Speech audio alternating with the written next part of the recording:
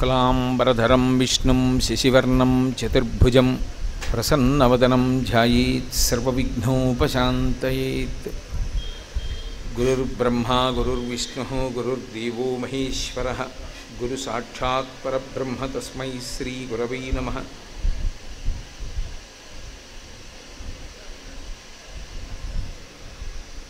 वागर्धाविव सम्पृक्तौ वागर्धप्रतिपत्तये जगतः पितरौ वन्दे पार्वती परमेश्वरौ। हरि ओम। परमेश्वर स्वरूपैन सभगे नमस्कार। श्रीकांतो मातुलो यस्य जननी सर्वमंगल जनकः शंकरो देवः तं वंदे कुंजराननं। నిన్నటి రోజున నేను మీతో భగవంతుడు మనకి అన్ని రకాలైనటువంటి బంధువు అయి ఉన్నప్పటికీ భగవంతుని యొక్క వైభవాన్ని ఆవిష్కరించడానికి ఒక్కొక్కసారి భగవంతుడికి ఉండే బాంధవ్యాలని ఆవిష్కరిస్తూ ఉంటారు అని చెప్పి ఉన్నాను. ఇవాల్టి శ్లోకంలో అంటారు, శ్రీకాంతో మాతులో యస్య. లోకంలో ఎవరికైనా బంధుత్వం చెప్తే మొట్టమొదట దేంతో ప్రారంభం చెయ్యాలి అంటే ఫలానా వారి యొక్క కుమారుడు అని ప్రారంభం చేస్తారు. కానీ ఆ సంప్రదాయానికి విరుద్ధంగా ఈ శ్లోకం చమత్కారంగా ప్రారంభమైంది. శ్రీకాంతో మాతులో యస్య, మేనమామ సంబంధంతో మొదలుపెట్టారు. ఎవరు మేనమామ విఘ్నేశ్వరుడికి అంటే శ్రీకాంతో, శ్రీకాంతుడు అంటే శ్రీ మహావిష్ణువు. అంటే అసలు యథార్థానికి శ్లోకంలో విఘ్నేశ్వర సంబంధాన్ని మేనమామతో మొదలుపెట్టిన శ్లోక ప్రారంభం మాత్రం మేనమామ గారి భార్య అయినటువంటి అత్తతో మొదలుపెట్టారు. ఎందుచేత అంటే శ్రీ అన్నదాంతో ప్రారంభమైంది. శ్రీ అంటే లక్ష్మి, శ్రీకారంతో మొదలైంది కాబట్టి లక్ష్మీ సంబంధాన్ని చెప్తున్నారు. కానీ మీరు ఒకటి ఆలోచించండి, అసలు లోకంలో ఎక్కడైనా పోనీ మేనత్త గురించి చెప్పారంటే ఏదో కొంత అర్థం ఉంది. మేనమామ భార్యతో ఎక్కడైనా మొదలు పెడతారా? ఆ శ్లోకం మొదలు పెట్టడంలో ఉండేటటువంటి గమ్మత్తు ఏమిటంటే విఘ్నేశ్వరుని యొక్క తత్వాన్ని ఆవిష్కరిస్తున్నారు. శ్రీతో శ్లోకం ప్రారంభమైంది అంటే ఆయన సమస్తమైనటువంటి సంపదలను ఇయ్యగలిగినటువంటి వాడు. ఆ సంపద ఎక్కడి నుంచి ఎక్కడ వరకు ఉంటుంది అంటే భౌతికంగా ఇక్కడ భద్రంగా ఉండడంతో ప్రారంభించి యోగము క్షేమము అనుగ్రహిస్తూ మనుష్య జన్మ యొక్క చిట్ట చివరి ప్రయోజనమైనటువంటి మోక్షసిద్ధి వరకు ఇయ్యగలిగినటువంటి పరబ్రహ్మస్వరూపుడై ఉంటాడు అన్నదాన్ని ప్రతిపాదించడం కోసమని శ్రీకారంతో ప్రారంభం చేశారు. అందుకని శ్రీకాంతో మాతులో యస్య, అటువంటి లక్ష్మీ కటాక్షం ఇవ్వగలిగినటువంటి వాడు, లక్ష్మి భర్త అయినటువంటి శ్రీ మహావిష్ణువు మేనమామ అయినవాడు. ఆయనకి మేనమామ ఎవరు అంటే శ్రీ మహావిష్ణువు. ఎందుచేత అంటే నిన్ననే మీతో మనవి చేశారు, విఘ్నేశ్వరుని యొక్క తల్లి పార్వతీదేవి. పార్వతీదేవికి ఉన్న పేరు నారాయణి. ఆవిడ పుట్టినప్పుడు నల్లగా ఉంది కాబట్టి కాళీ అని పేరు పెట్టారు. నారాయణుని యొక్క చెల్లెలు కాబట్టి నారాయణి నల్లగా ఉంటుంది. నారాయణుడు విఘ్నేశ్వరుడికి మేనమామ కాబట్టి నువ్వు సాక్షాత్తుగా శ్రీ మహావిష్ణువుని మేనమామగా పొంది ఉన్నవాడవు. బాగానే ఉంది. దానివల్ల ఏమిటి తత్వం ఆవిష్కరించినట్టు విఘ్నేశ్వరుడిది అంటే లోకంలో మేనమామకి మేనల్లుడి మీద ప్రీతి ఉండడం చాలా సహజమైనటువంటి విషయం. మేనమామకి మేనల్లుడి మీద అంత ప్రేమ ఉంటుంది అని శాస్త్రాలు అంటాయి. మేనమామల ముద్దు మేలైన ముద్దు తాతలకు తా ముద్దు తాను అబ్బాయి అని మేనమామకి తాతగారికి ఉండేటటువంటి ప్రేమ అంత గొప్పగా ఉంటుందిట. కాబట్టి విష్ణు భగవానుడికి విఘ్నేశ్వరుని యందు ప్రేమ ఉన్నది, ఆశ్చర్యం ఏం లేదు. కానీ అప్పుడు తత్వం ఎందుకు ఆవిష్కరింపబడుతుంది? ఆవిష్కరింపబడదు. విఘ్నేశ్వరుడికి మేనమామ పట్ల అంత అపురూపమైనటువంటి గౌరవం ఉంది. అందుకే ఎంత గౌరవం ఉన్నటువంటి వాడంటే ఆయన ఒకప్పుడు అనుకున్నట్ట మనసులో, దక్షిణ దేశంలో ఒక్కడే ఒక్క రాజు ఉండేవాడు.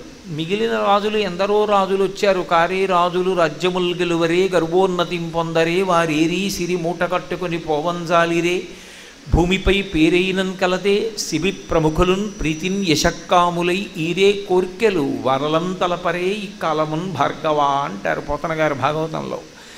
ఎందరో రాజులు వచ్చారు వెళ్ళిపోయారు, కానీ దక్షిణాన ఉన్నటువంటి చాలా గొప్ప రాజు ఎవరు అంటే నటరాజు. ఆ నటరాజు ఎవరు అంటే విఘ్నేశ్వరుడికి తండ్రి పరమశివుడు. ఆయన ఒక్కడే రాజు ఉండేవాడు తప్ప రెండవ రాజు లేడు అక్కడ. అసలు మా నాన్నగారు నిజానికి ఎప్పుడూ తనలో తాను రమిస్తూ కూర్చునేటటువంటి లక్షణం ఉన్నవారు. ఆయన నటరాజుగా చిత్సభలో చిదంబరంలో ఎప్పుడూ నర్తన చేస్తున్నారు. మా మేనమామ అసలు స్థితికారుడై ఈ లోకాలన్నింటినీ నడిపిస్తూ ఉంటాడు. లోకాలన్నీ నడిపించేటటువంటి మా మేనమామ అసలు నిజమైనటువంటి రాజు రాచపదవి లేకుండా ఎక్కడో ఉండిపోయాడు. మా నాన్నగారు రాచపదవిలో నర్తన చేస్తున్నారు. అంటే తండ్రి యందు తక్కువ భావన కాదు, మేనమామకి కూడా సమానమైన స్థాయిని కల్పించాలని ప్రయత్నం చేసినవాడు. శైవ వైష్ణవాల మధ్యలో ఒక వారధిగా నిలబడి రెండిటికి సమాన ప్రతిపత్తిని కల్పించినటువంటి వాడు విఘ్నేశ్వరుడు. ఆయన అనుకుని ఇక్కడ మా మామయ్యకి ఒక స్థానం ఉండాలనుకున్నాడు. అనుకుని రంగరాజస్వామిని అక్కడ ఏర్పాటు చేశాడు. రంగరాజు అంటే అనేకమైనటువంటి అర్థాలు. నటరాజు చిత్సభ, అందుకని నాట్యం చేస్తూ ఉంటాడు పరమశివుడు అక్కడ. ఇక్కడ రంగరాజు, రంగస్థలం మీద ఆయన రాజు, అంటే అంత గొప్పగా పోషిస్తూ ఉంటాడు ఆ కళని. రంగరాజు ఏ రంగస్థలం? ఈ బ్రహ్మాండమంతా ఆయనకి రంగస్థలమే. రంగస్థలమై పరిపాలన చేసేటటువంటి ఆ రాజు రంగరాజుగా అక్కడ ఉండేటట్టుగా ఏర్పాటు చేసినటువంటి వారు విఘ్నేశ్వరుడే.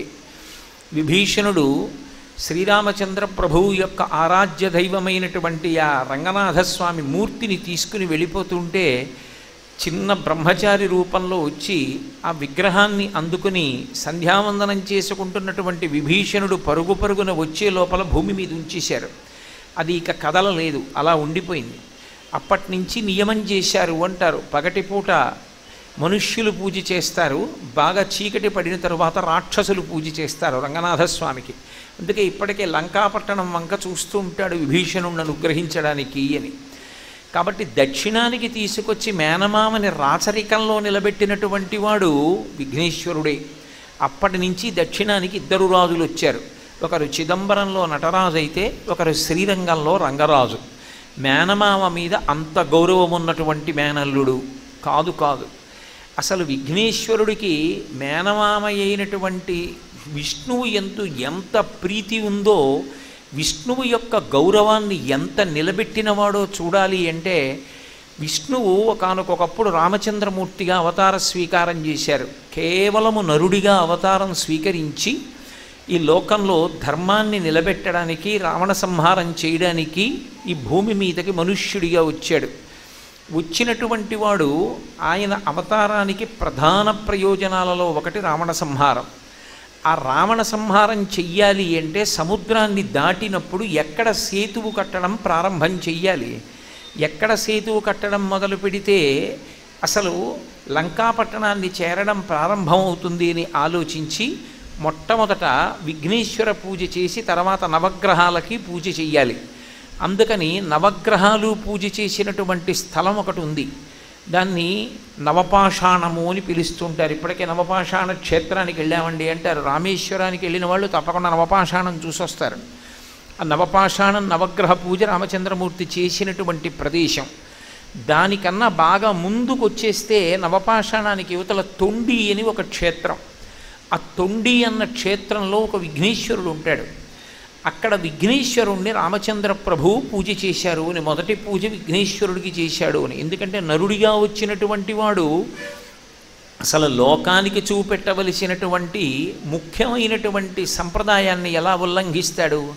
ఆదౌ పూజ్యో గణాధిప, ముందు పూజ చెయ్యవలసినది ఏ ఉత్సవంలోనైనా ఇంట్లోనైనా పూజలోనైనా మొదటి పూజ అందుకోవలసిన వాడు వినాయకుడు. సాక్షాత్తు నరుడిగా అవతారం స్వీకరించి లోకానికి ధర్మం చూపించడానికి వచ్చినటువంటి రామచంద్రమూర్తి తన అవతారము యొక్క ప్రధాన ప్రయోజనమైన రావణ సంహారము కొరకు సముద్రము మీద సేతువుని నిర్మాణం చేసేటటువంటి ప్రక్రియలో మొదటి పూజ విఘ్నేశ్వరుడికి చెయ్యకుండా ఎలా ఉండగలడు? అందుకని తొండి క్షేత్రమనందు విఘ్నేశ్వరుణ్ణి పూజించాడు. పూజిస్తే వెంటనే మేనల్లుడు మేనమామకి దర్శనమిచ్చాడు. దర్శనమిచ్చి మామ ఇక్కడి నుంచి కాదు కట్టడం, ఇక్కడి నుంచి సేతువు కడితే చాలా దూరం అవుతుంది, పైగా అది లంకాపట్టణంలో రావణాసురుడి యొక్క ఆ కోటకి దగ్గర భాగంలోకి నడవడానికి సైన్యానికి సావకాశం కుదర్చదు. కాబట్టి ఇంకొంచెం ముందుకెళ్ళి నువ్వు సేతువుని నిర్మాణం చేయవలసింది అన్నాడు. అందుకే ఇప్పటికీ ఆ సేతువుకి ఆ నవపాషాణానికి ముందు మనకి రామచంద్రమూర్తి పూజ చేసినటువంటి తొండి క్షేత్రం వచ్చి మళ్ళీ ఎక్కడి నుంచి సేతువుని కట్టాలనుకున్నాడో అక్కడికి వెళ్ళిన తరువాత మళ్ళీ విఘ్నేశ్వరుడు పూజ చేశాడు. ఆ క్షేత్రాన్ని ఉప్పూరుని పిలుస్తారు. ఉప్పూరులో ఉండేటటువంటి విఘ్నేశ్వరుడికి ఒక ప్రతీతి ఉంది.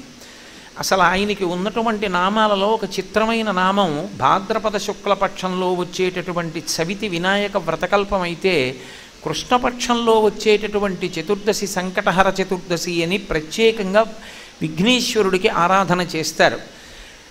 ఆయన సంకటములను హరిస్తాడు. ఉప్పూరులో ఉండేటటువంటి వినాయకుడికి ఉన్న వైభవం ఏమిటి అంటే ఎంత సంకటంలో ఎంత కష్టంలో ఉన్నవాడినైనా సరే ఉప్పూరు వెళ్ళి దర్శనం చేసుకుంటూ ఉంటారు. ఉప్పూరులో వినాయకుడికి దర్శనం చేసి ఆయనకి ఒక నమస్కారం చేస్తే ఎంత కష్టంలో ఉన్నవాడికి బయటికి వచ్చేటటువంటి మార్గం ఒకటి దొరుకుతుంది అంటారు ఇప్పటికీ పెద్దలు. ఆ ఉప్పూరు దగ్గరే మొట్టమొదట రామచంద్ర ప్రభువు పూజ చేశారు. పూజ చేసి సేతు నిర్మాణం ప్రారంభం చేశారు. చిత్రం ఏమిటంటే తొండి క్షేత్రంలోనూ ఉప్పూరు క్షేత్రంలోనూ కూడా విఘ్నేశ్వరుడికి దేవాలయం కానీ విమానం కానీ ఉండవు. రెండు చోట్ల కేవలం ఓ పందిరి కింద ఉంటాయి మూర్తులు. అప్పటి నుంచి ఇప్పటికీ ఎప్పటికీ కూడా నేను దేవాలయంలో కానీ విమానం కింద కానీ ఉండను అని ప్రతిజ్ఞ చేశాడు. ఎందుకంత ప్రతిజ్ఞ చేయవలసి వచ్చింది, ఎందుకు దేవాలయంలో ఆయన ఉండడు అంటే నా మేనమామ ఒకనాడు మా అత్త కనపడక సేతు నిర్మాణం చేసి రావణవధ చేయడానికి వానర సైన్యాన్ని తీసుకుని వెడుతున్నప్పుడు మా మామ పడ్డ కష్టాన్ని నేను చూశాను. మా మామ పడ్డ కష్టం చూసిన నేను అంత కష్టం మేనమామ పడుతుంటే నేను వైభవంగా ఉండకూడదు అని నిర్ణయించుకున్నాను. అందుకే ఇలాగే అనుగ్రహిస్తానని ఇప్పటికీ అలాగే ఉండిపోయాడు. మీరు ఇప్పటికీ ఆ ద్రవిడ దేశం వెళ్ళి ఆ రామేశ్వరం వెళ్ళేటప్పుడు ఈ క్షేత్రాల్ని దర్శనం చేసుకుంటూ వెడితే అక్కడ స్థల పురాణాల్లో చెప్తారు. రాముడు మొదట పూజ చేసినటువంటి క్షేత్రం తొండి అయితే తర్వాత పూజ చేసినటువంటి క్షేత్రం ఉప్పూర్, తర్వాత నవపాషాణం, తర్వాత సేతు నిర్మాణం చేశాడు. కాబట్టి విష్ణువు యందు మేనమామ యందు అంత ప్రేమ కలిగినటువంటి వాడు. మేనమామ మేనల్లుడిని ప్రేమించడం ఎక్కడైనా ఉంటుంది, కానీ అసలు మేనల్లుడు మేనమామని అంత గౌరవించి లోకంలో అంత పూజని ఏర్పాటు చేసినటువంటి వాడు విఘ్నేశ్వరుడే.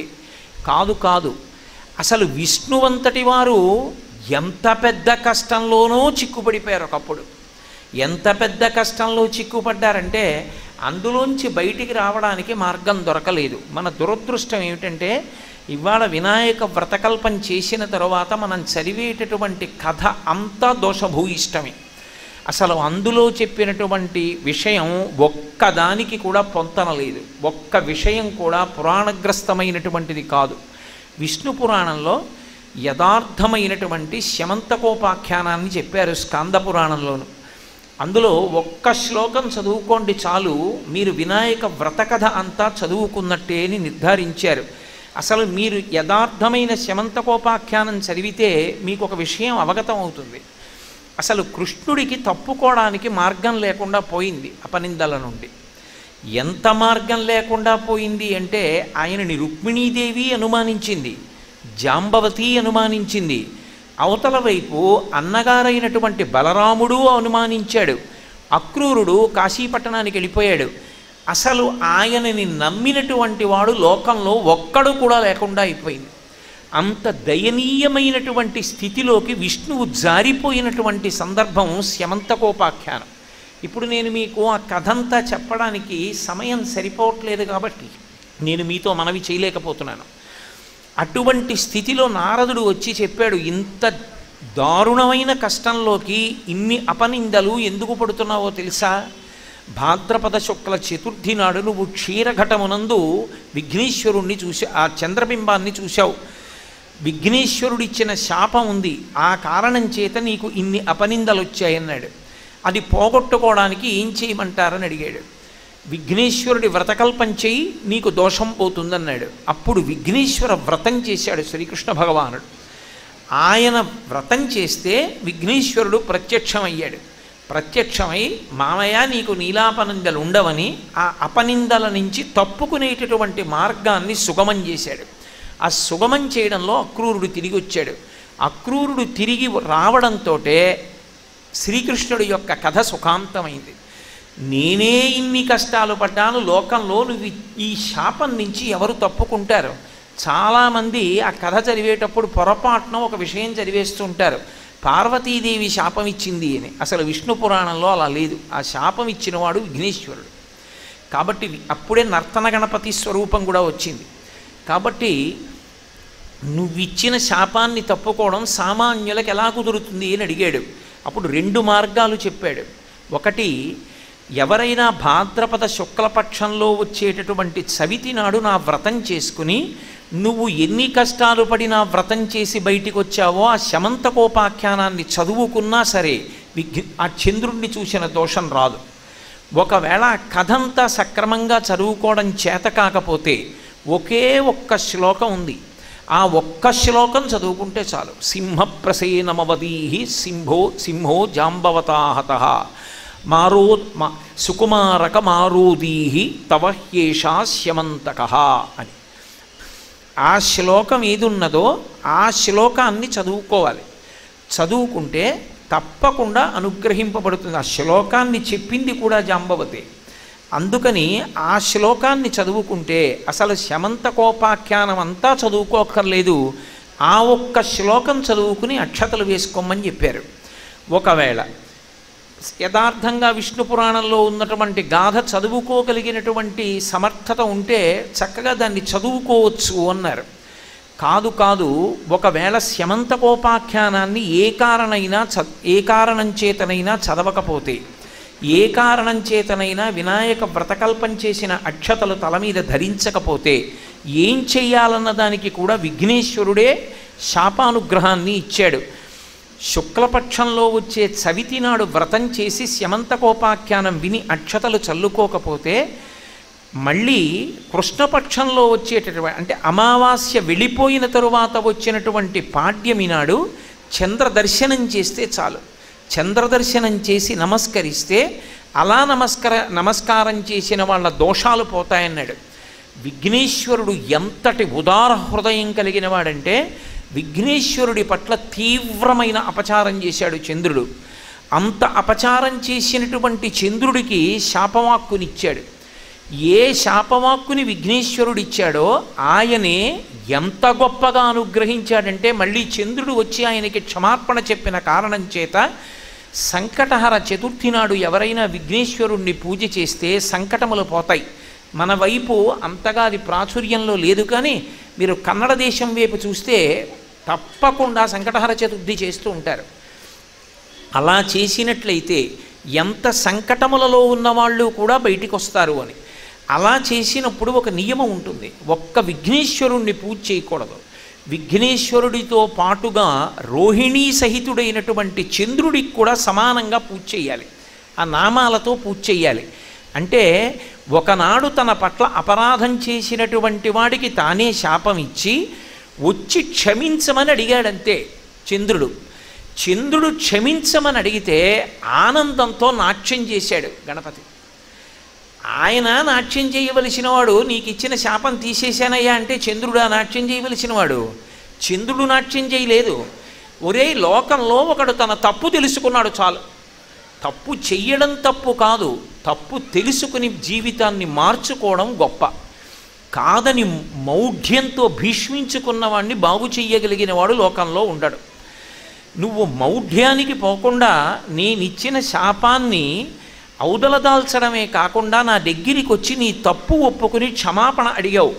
అందుకే నేను నీ యొక్క ప్రవర్తన చూసి ఎంత సంతోషిస్తున్నానోనని ఒక్కడు మారినందుకు నృత్యం చేశాడు ఆయన. అసలు నిజానికి నృత్యం చెయ్యడానికి యోగ్యము కాని శరీరం ఉన్న వాళ్ళల్లో ప్రథముడు విఘ్నేశ్వరుడు ఒక్కడే.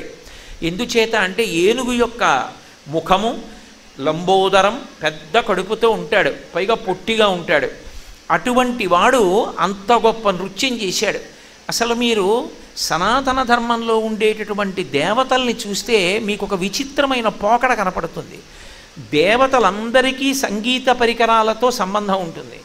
దేవతలందరూ నృత్యం చేస్తారు.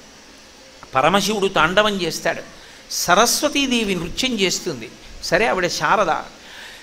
కృష్ణ భగవానుడు నృత్యం చేశాడు, కాళీయమర్దనం చేయలా. వెస దామోదర పాదగాతనగతుల్ వేవేల చందంబులన్ ప్రసబాటోపమజూపమాపణ భృచ్చటామండలం వసహంబై పగిలెన్ మణుల్ చెదరగా నాస్యంబులన్ సునితం బెసగన్ దంస్ట్రల్ నుగ్గుగాగ గరళవహ్ని జ్వాలికల్ వెల్వడన్ అని ఆ కాళిగిని పడగల మీద ఎంతో అందంగా గతి లయ తప్పకుండా తాండవం చేశాడు. అందుకే ఇప్పటికీ తాండవ కృష్ణ అని ఒక పేరు. తాండవ కృష్ణ అని కొంతమంది పేరు పెట్టుకుంటూ ఉంటారు కూడా, కాళియుని పడగల మీద తాండవం చేసినటువంటి కృష్ణుడు అని. అలా నృత్య గణపతి. మిగిలినటువంటి వాళ్ళు నృత్యం ఎందుకు చేస్తారు అంటే వాళ్ళకి సంతోషం కలగడం వల్ల, లేకపోతే వాళ్ళ యొక్క ధర్మ నిర్వహణ ఎందు నృత్యం చేస్తారు. కానీ ఒక్క విఘ్నేశ్వరుడు చేసినటువంటి నృత్యం ఒక రంగస్థలం మీద చేయలేదు, లేకపోతే ఏదో ప్రదోష వేళలో పరమశివుడు చేస్తున్నప్పుడు చెయ్యడం లాంటి సమయాలలో చెయ్యలేదు. తప్పు ఒప్పుకున్నవాడు ఒకడు కనపడితే సంతోషం లోపల నిండిపోతే ఆగక నృత్యం చేశాడు. అప్పుడు వచ్చింది నృత్య గణపతి స్వరూపం. అందుకే నృత్య గణపతిని దర్శనం చేస్తే చాలా తొందరగా అనుగ్రహిస్తాడు అని. జ్యోతిర్లింగమైనటువంటి శ్రీశైల క్షేత్రంలోకి ప్రవేశించి మల్లికార్జున దర్శనం చేయడం అంత తేలికైనటువంటి విషయం కాదు.